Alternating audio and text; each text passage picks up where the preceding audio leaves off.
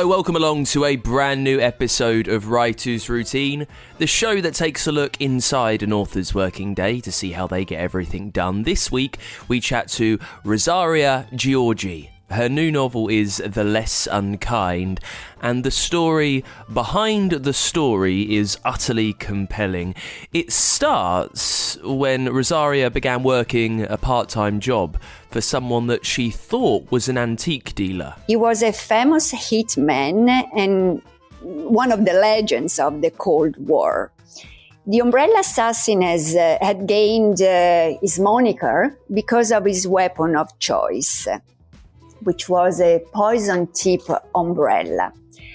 And in 1978, the most infamous case was in London. A Bulgarian dissident writer, Georgi Markov, was on Waterloo Bridge waiting to take a bus to his job at the BBC. And while he was waiting, a stranger bumped into him. He felt a pain in his leg, and Markov described it later to some colleagues as if a bee had stung him. Also, you can hear why, for her, trying to wrestle down a plot is like some majestic creature doing whatever it wants. I would compare my plot to those flocks of birds in the sky, and they suddenly swarm, move somewhere else, and that's how my story evolves. It suddenly shifts and takes all the players, the characters, the plot, me with it in a different direction. It's all on the way with Rosaria Giorgi in a brand new episode of Writer's Routine.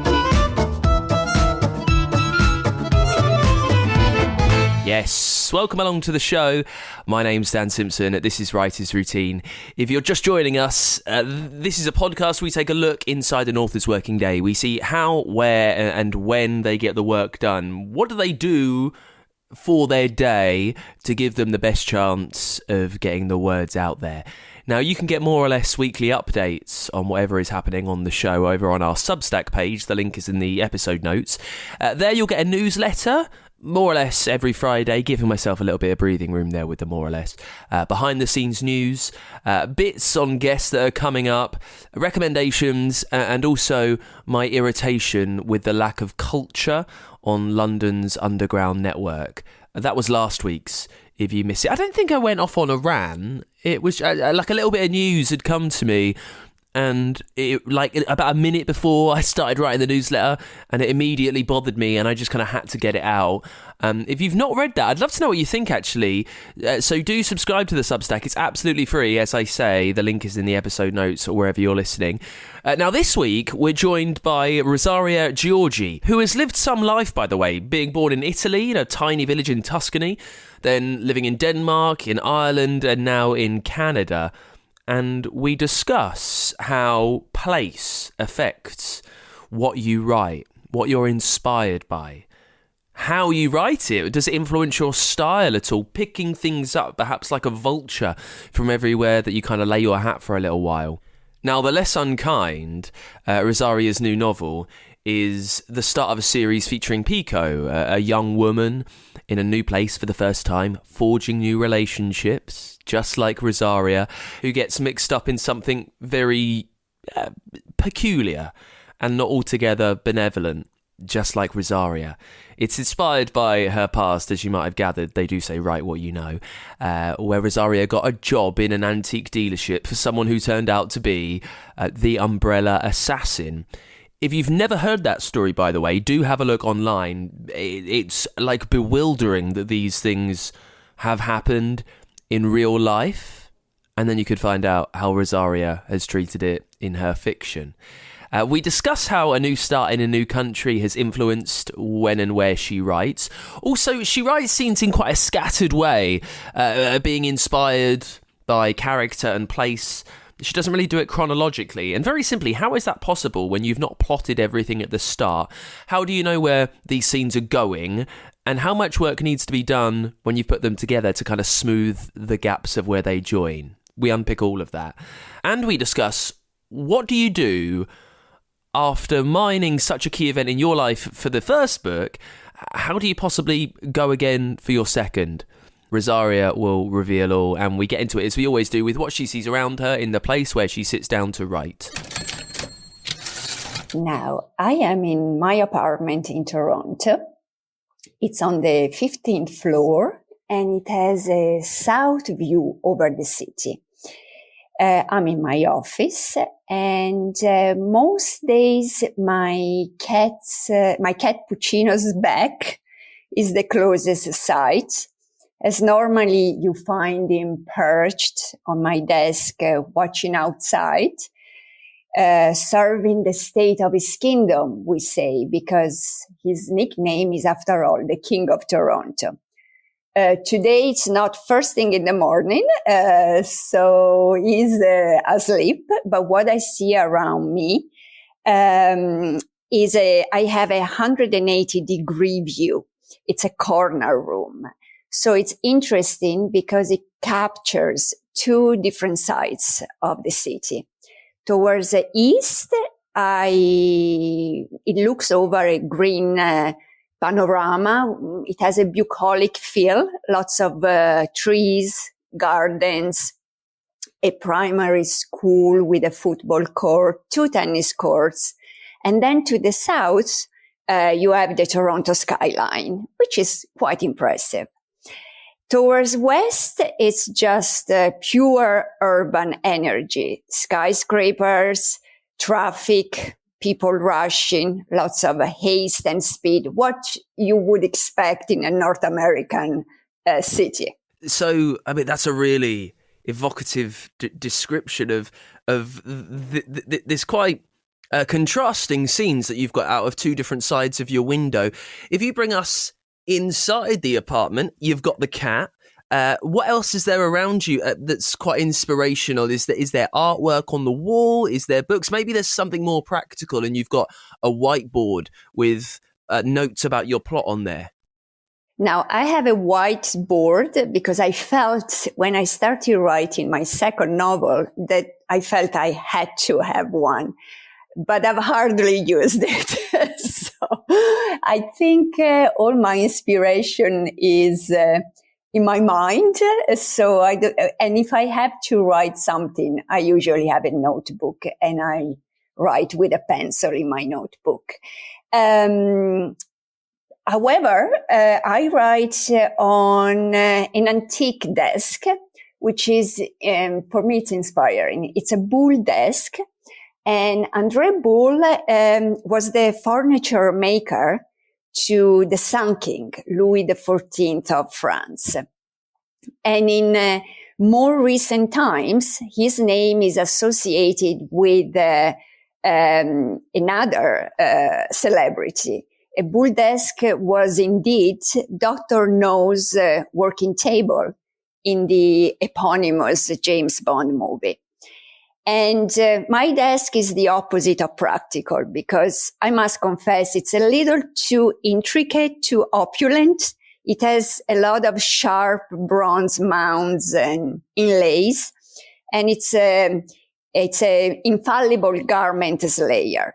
However, it's such a thing of creative beauty, a masterpiece of handicraft that I find it very evocative. Also, it's intriguing because I sometimes imagine all the previous owners, all the things they might have written on this tape for the past few centuries. So I find my desk quite inspiring for that reason. As long as I wear something, I don't care if it gets ripped or destroyed after a full day at work. So if you're not really plotting on a whiteboard or anything like that, where does your kind of ideas exist in a physical form that's not just in your head and you'll see what happens? Is there a place where you make notes and where you store stuff? Perhaps it's all on a laptop. No, I have a notebook and I write in my notebook a lot. Whatever comes to my mind, I always have a notebook with me, because you never know when inspiration may strike. So a notebook, and I write only with pencil. I find it more relaxing, calming to write with pencil. I also like the noise of the pencil on paper. And I have several notebooks because my handwriting is very big.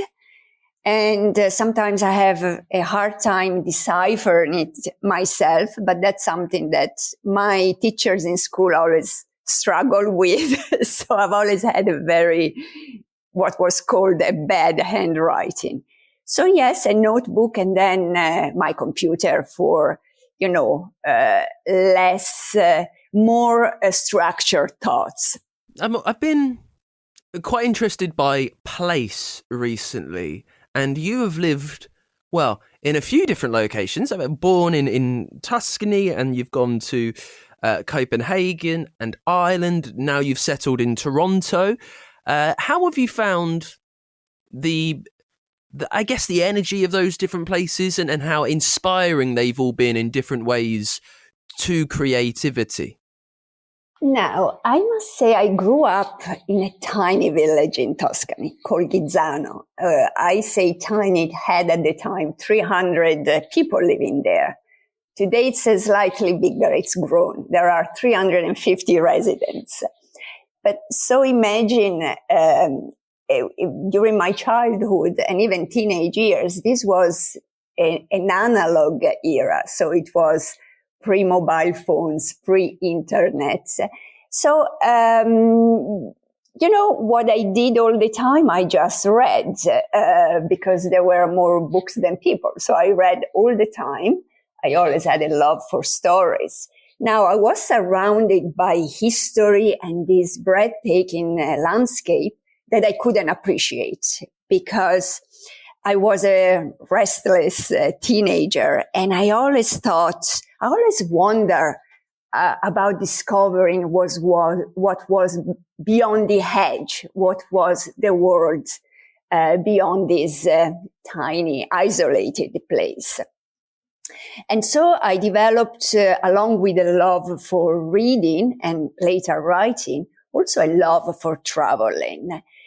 I must say that later in life, when I became an immigrant a couple of times, going back to Gizzano, I rediscovered it with the eyes of a tourist almost. And so I came really to appreciate both the natural beauty, but also the history.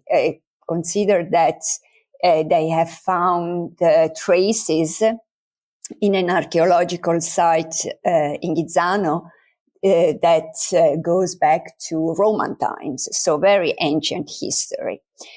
But when I went to university in Pisa, I studied Scandinavian languages and literature because it offered the opportunity of long periods spent in Scandinavia. So there were scholarships. And that's when I moved to Denmark. I was 20, and the first time I was in Copenhagen, for me that was like heaven. I had my own apartment, and I was in this, completely different atmosphere, and even the architecture, everything felt very different from Italy and Tuscany. But also there was a sense of freedom and a lot of creativity there. And so that was inspiring as well. I also had a very unusual experience there when I got a part-time job working for an antique dealer, and it turned out to be more than an antique dealer. I know that's inspired the debut novel. So we'll come to that in just a second. And you've floated around when you are writing, and you're living in Toronto now, but your first language would have been Italian, and you're well versed in Scandinavian languages too. What language do you think in when you are writing? It's English. I must say that English has taken over all the other languages I've ever spoken or studied. Of course, Italian is the mother tongue. So I would say Italian is the language where I don't have an accent, although Italians would disagree when I go to Italy. Usually in the supermarket, while I'm queuing at the cashier, they compliment me on my Italian because they say I have a British accent, which I don't think is the case, but maybe I have a little bit of an accent now, even when I speak Italian. But definitely, for me, writing in English is easier. I have a fluency that I have lost in Italian. And also, I think the vocabulary, I'm very up to date with words and expressions in English. Most of my reading, I should say, is in English. And so, yes, for me, writing in English comes natural. And when you are in different places, from Tuscany to Pisa to Copenhagen, Ireland, now Toronto, how different do they feel? Is it palpable? Can you almost clutch at and describe how unique these places are and what they're doing to your mind and your creativity as you are thinking about what to write? So I'll start with Italy and Tuscany. So of course, there is in Italy, I think everything is worth putting in a novel. The food, I mean, the five senses, all the senses are just, there are so many inspirations. Your senses are always alerted, the smells, the sights, even the sounds. Italians are quite loud, but there is this musicality to the language. And also, I must say that there is a certain warmth to the people, which I've come to appreciate having lived in countries that are a little bit more introverted, let's put it like that. So definitely there is inspiration. Also rediscovering my roots. It makes me think a lot of my past. And since the protagonist in my debut is a 21-year-old student, it definitely provides inspiration for creating and developing my protagonist. When I go to Ireland, I'm always amazed at what a country of book readers. That's a real literary country. Everybody talks about books, they want to know about books, and it doesn't feel strange that you wrote a book and they're interested in finding out when the book is coming out because they want to read it. And along with literature, I think Ireland also is a very musical country. A friend of mine, Italian, years ago in Dublin told me, Ireland is the only country where even if you go to the supermarket, you just want to stop and listen at the music they play. And it's true. They are great singers. They have great music. So another kind of inspiration.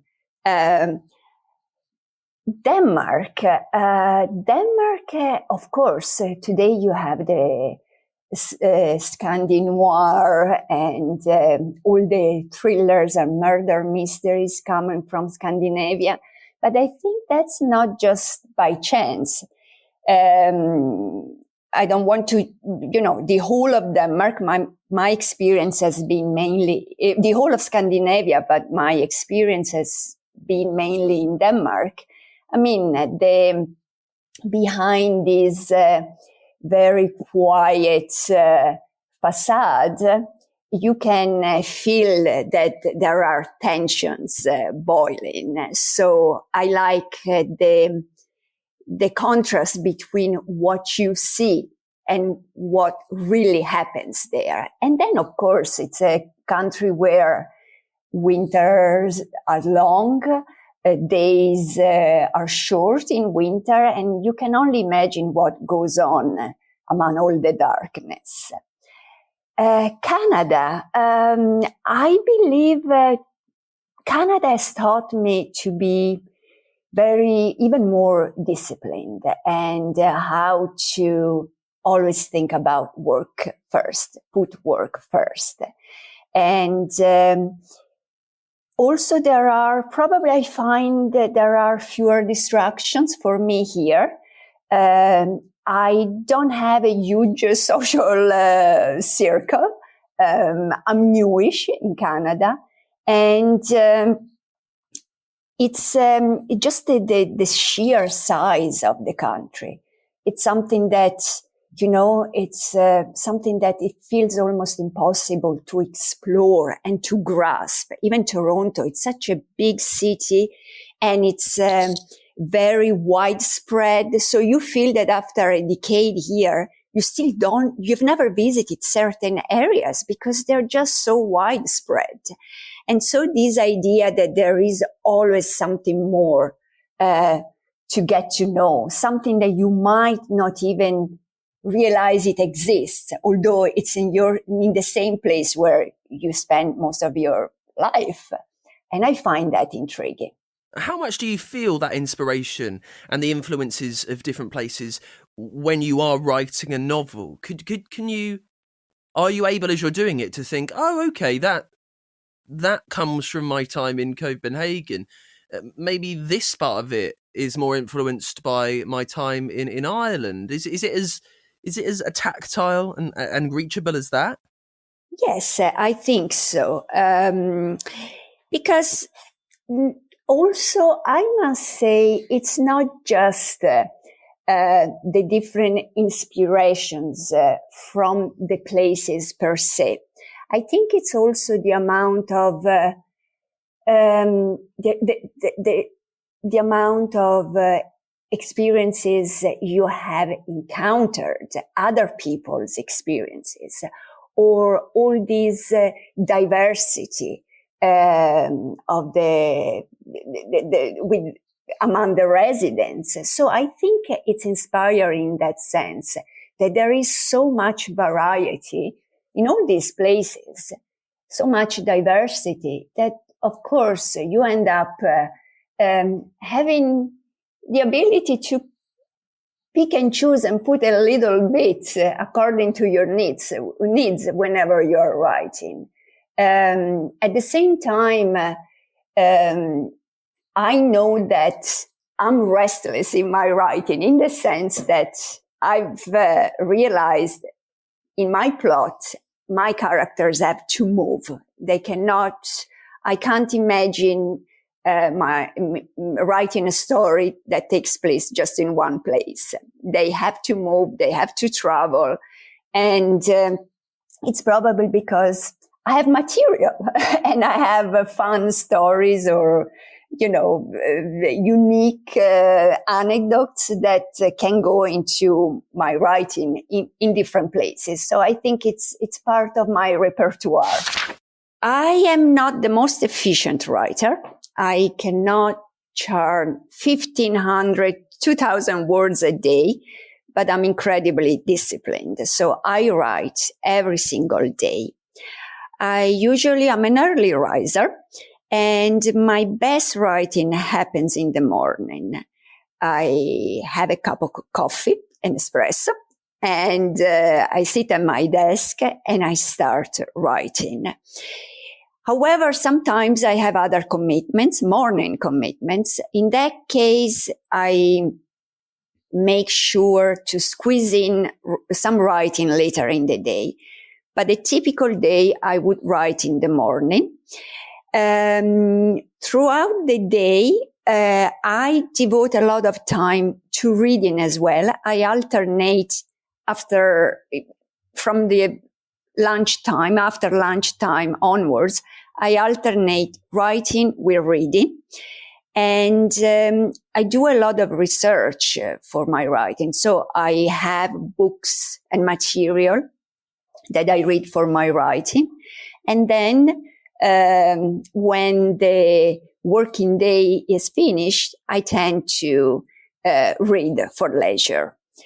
As I switch between the two, reading and writing, I've noticed that emotionally, for me, it takes more as a reader than as a writer. And that's why I tend to alternate. What I mean is that when I read, all my life I've had a lot of countless heartbreaks as a reader.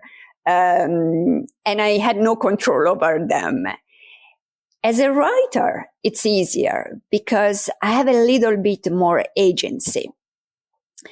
Or at least, since my characters are bossy and they tell me where they want to go, but at least I know early enough where the plot is going, and I'm prepared for what happens to them. And so reading and writing creates a nice balance throughout the day. I don't write in a linear fashion. My writing, my books start with scenes and characters that are clear in my mind. And then I transfer these scenes onto the book and onto the page, and then the book builds around them. I'm also not great at drafting an outline, and I can't plot an entire story in advance. And I've tried because I've had teachers, creative writing teachers, that have tried to convey the idea of how important it is to outline. But even if I try to outline and I have a kind of outline, it just doesn't, the plot then doesn't happen that way. I would compare my plot to those flocks of birds in the sky, and they suddenly swarm, move somewhere else. And that's how my story evolves. It suddenly shifts and takes all the players, the characters, the plot, me with it in a different direction. But it works for me. And yes, since the characters are always there first. As I said, I see them, I have conversation with them. We often quarrel, but they always get their way. How much of an idea do you have at the very start then of what these characters are there to do? So you say that you don't outline, but if you've got such a clear understanding of who these characters are and you're talking about them, you're putting them in scenes, have you any idea of why they've been presented to you, what these scenes are all about in the grand scheme of the novel? Yes. And also maybe not for all characters, but definitely for the main players. I have a clear idea of why they're there and how they're gonna be agents in the story, how they're gonna be drivers in the story. Although most of the times I don't know how they're gonna end. Are they going to survive? Are they going to die? Are they going to fall in love, fall out of love? So, yes, but I have a pretty clear idea in my mind. You mentioned that you flit between writing and reading and then writing and reading. What dictates when you're doing one or the other? Is it a moment where you need some inspiration, so you'll think about reading? Do you set yourself short amounts of time that you can write with? How does that side of things work? So mornings, I usually write because I know my mind is very awake and I can be very focused. So let's say from 7 a.m. to probably 12, it's devoted to writing. Then lunchtime, after lunch, I would say I usually have to do some research. Something I wrote in the morning, I need to go back and check something. So I would, at that point, I would do some research reading. Or if I need, I don't know, to get hold of a new book or order a new study, a paper, etc., I do it then. If I'm still, usually after this, if my questions are answered through my reading, I go back and write a little bit more. But I would say that by 4 o'clock, I'm not able to write anymore. I just, my mind is tired. And so what I do then, according to, if I need to do some more research, I continue reading. Otherwise, I take a break. And my leisure reading is usually in bed before I go to sleep. I tend not to go to bed too late because I get up early in the morning, but I just read at least 2 hours before going to sleep every night. What's the aim for the morning session? Are you working to a word count? Is it simply a case of doing the hours and you'll know when you're done? Sometimes, of course, we are human, so you cannot just function the same every single day. Sometimes it's just because I need to progress. I need to add these chapters, this incident in the book, etc. And I want to have at least something put down from A to Z, from start to finish. It's not a word count. It's more a certain section of the book or a certain particular event that is gonna drive the plot that I want to have on paper. It's actually on the laptop, but let's say on paper. And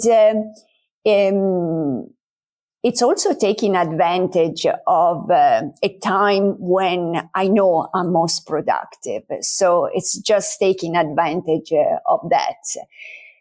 Now, imagine I've finished the first draft of my novel. Of course, that morning would be devoted to rewriting or going through edits. But definitely it's because in the morning, for me, the morning has always been a very productive time. And I work until I can, but I would tell you that probably by 11:30, 12, I need to do something else. And usually it's reading or going to the gym. I tend to, I believe in mens sana in corpore sano. So I tend to work out as much as I can as well. So that work on the novel is quite all consuming. And you said that where you're living now, you've not got too much of a social circle around you. How do you stop yourself from just being exhausted by spending so much time with these characters? Because I have interests. So, for example, I spend time in libraries, bookstores. As I said, I'm still discovering Toronto. So I wander through the city, even in winter. And I have a few friends. Also, I must say the Toronto Public Library is absolutely outstanding. They have amazing events, talks, workshops, etc. So I spend a lot of time at the library, not just browsing the shelves, but also attending events there. And I work out, and then I travel. I travel quite a bit. So when I travel, I probably I don't write as much when I travel, but I try to absorb all inspirations, and then I come back and, as most writers do, still a little bit from real life here and there and put it on paper. You said how these scenes are presented to you. They're just characters. There's not a plot. There's not an outline per se at the start. How much work are you putting into these characters, and how many scenes do you tend to write before the general plan is made clear? Before you have a sense of, okay, this is the story I'm telling, this is what they're doing, and this is where we might end up? I would say probably, three-quarters of a book full of scenes and the characters developing, characters that I knew would be there from the beginning, and then they meet, other characters get introduced. And so I would say three-quarters of a book. And after that, it's just clear. I know where the story is going. I know what each character, what their role is going to be.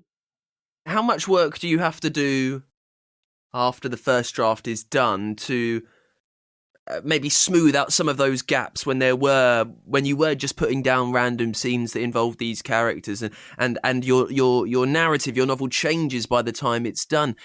Is it much legwork to drag these things into a sensible and understandable order?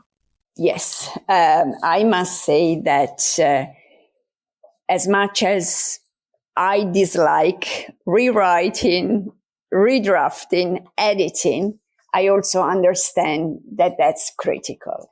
So I would say that my first book, my debut, quoting a very famous quote, was more about rewriting than writing, because there was a first draft, and and then what went into the published version had not much resemblance with where I had started. So I believe that it's very important to write that first draft. Just write it, because if you don't write it, your novel doesn't exist. So I just write that first draft. And then I know that I have to really, somehow I feel like I'm going against my nature, but the editing starts, and the editing is quite substantial, and it's not just one rewrite. It could be 3, it could be 5. I have some writer friends that have told me expect even to rewrite it 7 times. So yes, but it's important to have that first draft done, I believe. We've got more from Rosaria in just a second. If you're enjoying the show, you can support what we do. It's just me. I kind of work alone on this most of the time, doing all the fuss that comes with bringing you these chats with the best authors round as often as I can. And if you would like to support and help me do that for you so I can keep bringing you these chats as often as possible, well, you can do that in a couple of ways. It could be a one-off, perhaps, just a little tip to say, I guess, a thank you for bringing some inspiration and advice from authors. You could do that on our Ko-Fi page. Just a little one-off tip there really helps. ko-fi.com/writers routine. Or if you'd like to support us regularly, you can become a monthly backer and get access to our community over on Patreon. Patreon.com/writers routine. There you get merch, bonus content. There is even a way for your book to sponsor this show too. It can be for as much or as little as you like. I don't mind. Just the fact that you are supporting the show on a regular basis means ever so much. It's patreon.com/writers routine. The links for both are in the episode notes or wherever you're listening. Let's get back to it then, chatting to Rosaria Giorgi with the fascinating story behind her new novel, The Less Unkind, and how she planned her life to tell it.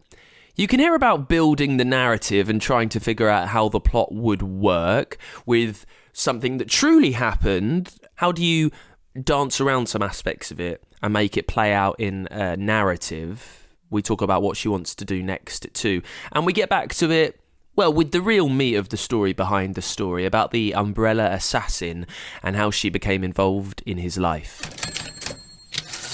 This was when I was a student in Copenhagen. So a friend of mine introduced me to a common friend, and he suggested that I would go and work for this antique dealer. And with the caveat that my future employer might be working for the mafia. These were my friend's words.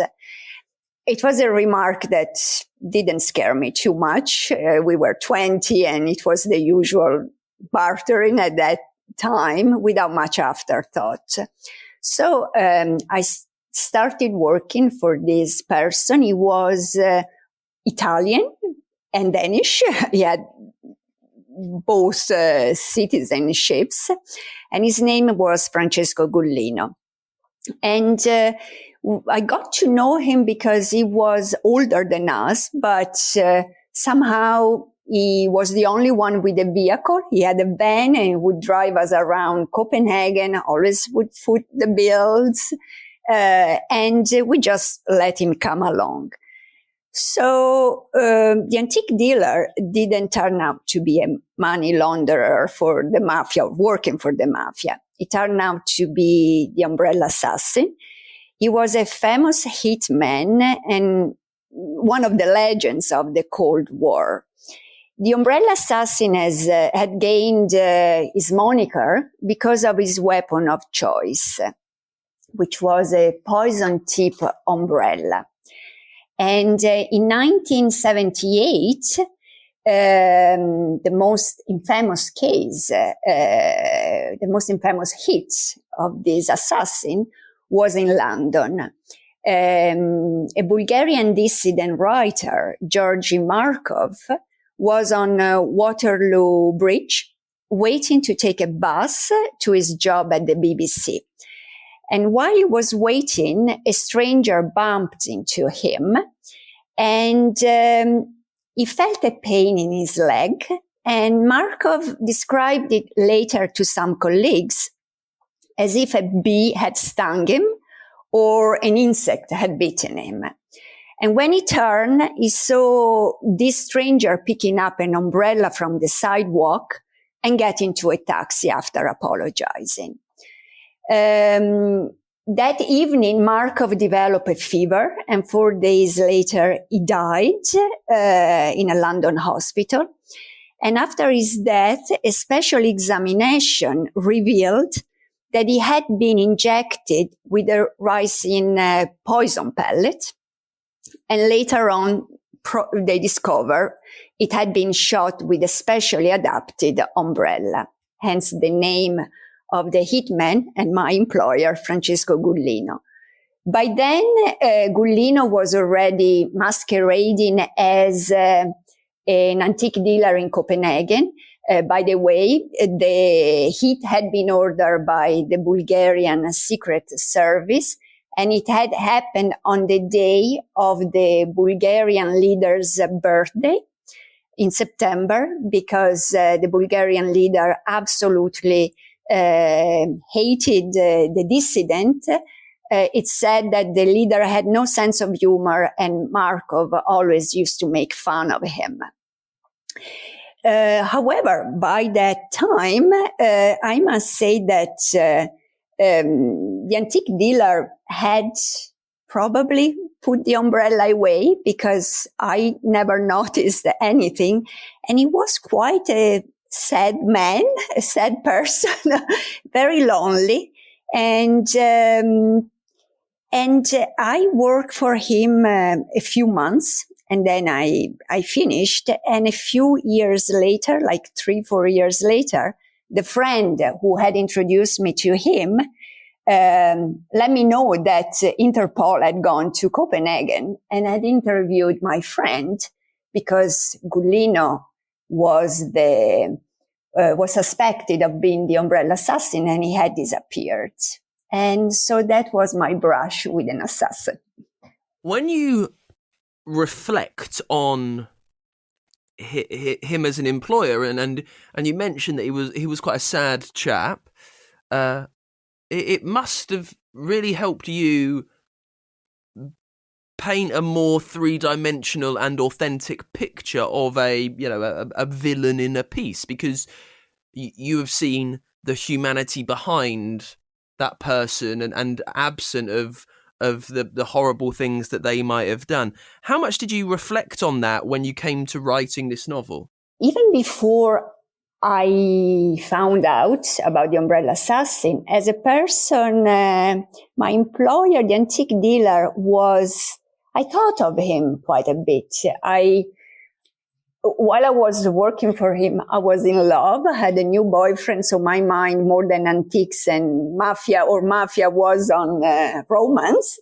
And I was in a very happy place. And my employer, it was just the two of us in this huge showroom in the city center of Copenhagen, was always alone. So it struck me as a very lonely man. He would take me, we would go to a lot of auctions. And then after the auction, we would just have long lunches. And I always did the talking. He just listened, but he was asking questions. And I always felt that what he needed more than an employee was, I don't want to say a friend, but someone to listen to. And probably I was quite innocent, and maybe that innocence and naivete that he had lost, because it seems he was recruited by the Bulgarian secret services and given a choice because he was arrested for smuggling in Bulgaria, and he was told either you go to prison for years or you become one of our agents. So maybe that was something that reminded him of a lost innocence. But at the same time, when I found out that he was suspected to be the umbrella assassin, and later turned out that he was the umbrella assassin, I felt a sadness for this person, because with me, he had always been extremely correct, extremely generous, pleasant. But there was a sense of emptiness around him. So that was something that probably I didn't spend too much time thinking about at 20. But I've thought about a lot while writing my book. Well, so the novel is The Less Unkind, and it's about someone called Pico who is in Copenhagen when she's 21 years old. She gets a job for an enigmatic antique dealer. So we see where the inspiration is from and why.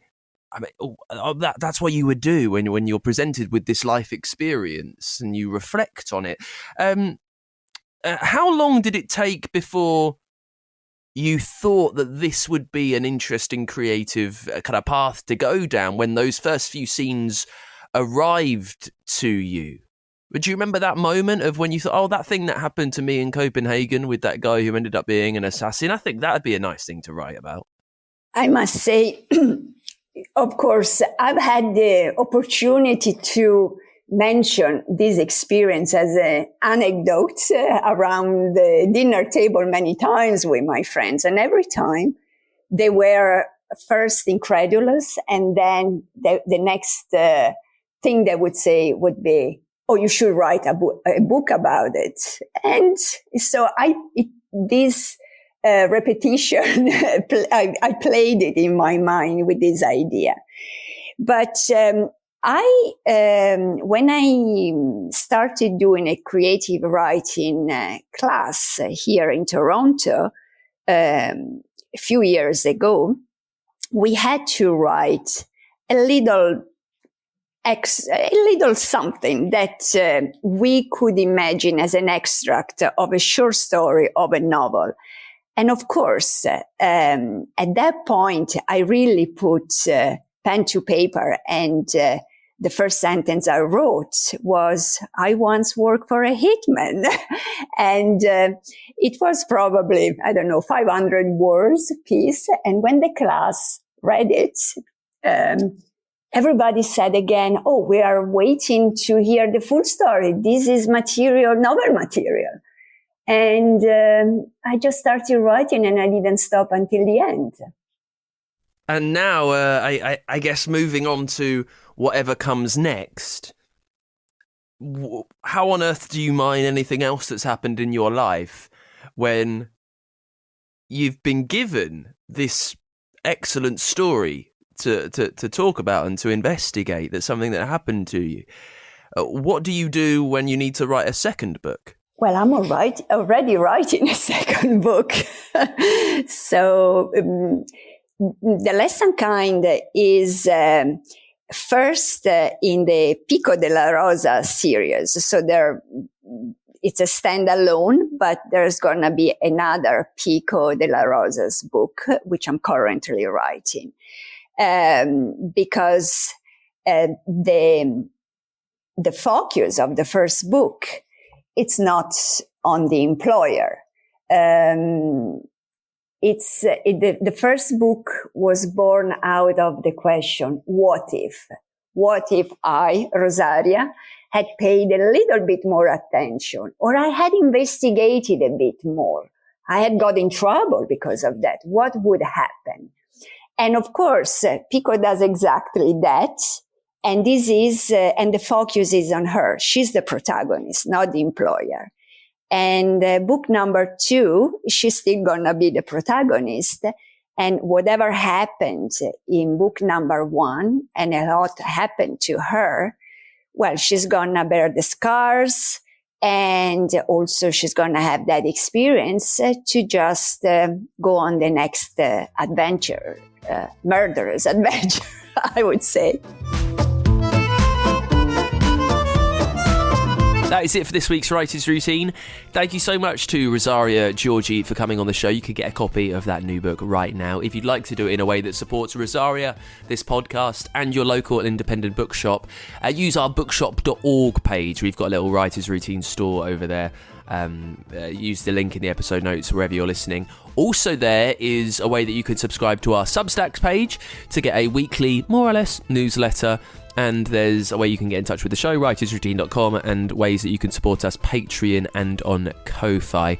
Thank you for listening. I hope you took a lot from that. What a fascinating story, right? We'll be back next week with a brand new guest unveiling their Writer's Routine. Unveiling, very grand. Are we at that point? I guess it's for you to tell. I'll see you next week. Until then, bye.